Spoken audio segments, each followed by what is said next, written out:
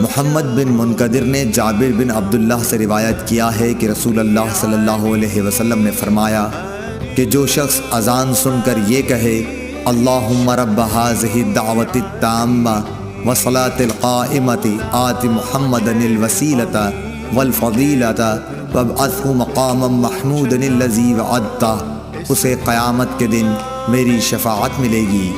सही बुखारी हदीस नंबर 614।